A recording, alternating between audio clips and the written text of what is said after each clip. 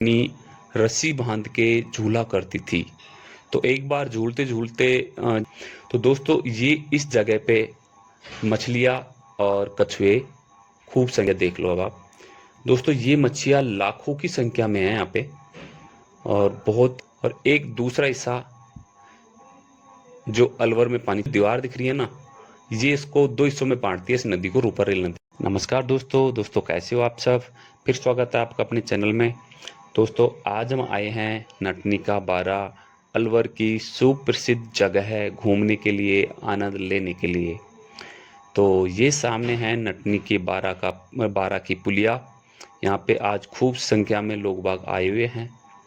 तो पहले मैं आपको लोकेशन बता देता हूँ कि ये नटनी का बारा अलवर के से लगभग 23 किलोमीटर पड़ता है और ये रोड सीधा अलवर से आते हुए सीधा चला जाता है जयपुर वाया थानागाजी, यानी इसी रास्ते से हम जयपुर भी जा सकते हैं। तो आप देख लो आज काफ़ी संख्या में पर्यटक आए हुए हैं।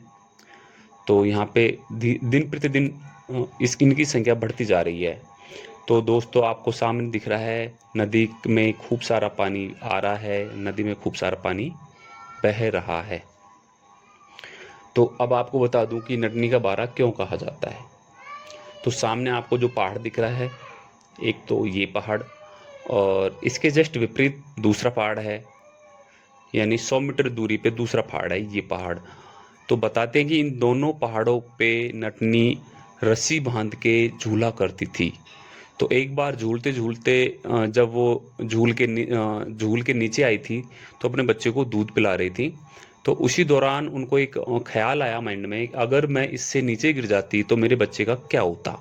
तो तभी मतलब यूँ कह सकते हो अब हार्ट अटैक आ गया और वो चल बसी। तभी से इस जगह का नाम पड़ गया नटनी का बारा। तो दोस्तों अब हम चलते हैं नटनी के बारा की पुलिया के ऊपर। तो सामने लिखा हुई है चेतावनी कि इसमें नहाना कूदना सब कुछ मना है, क्योंकि यहाँ पे कई बार जनहानि हो चुकी है। तो आप इस चीज़ को ज़रूर ध्यान रखें और सावधान रखें।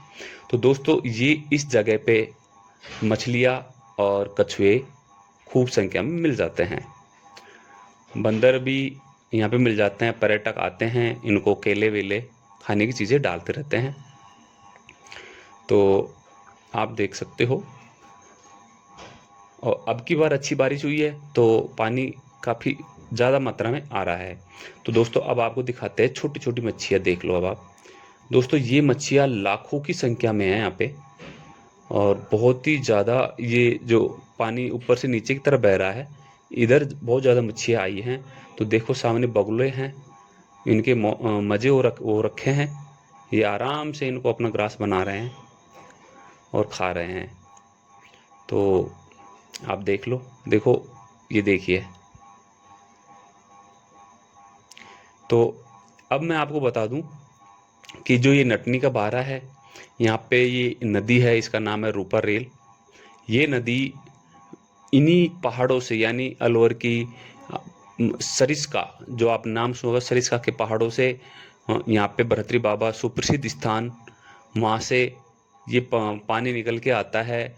और जब ये पानी निकल के जाता बहता है तो इस जो नदी का रूप लेते हैं उसको कहते हैं रूपा रेल नदी। तो रूपा रेल नदी इधर से ही गुजरती है नटनी का बारा होते हुए।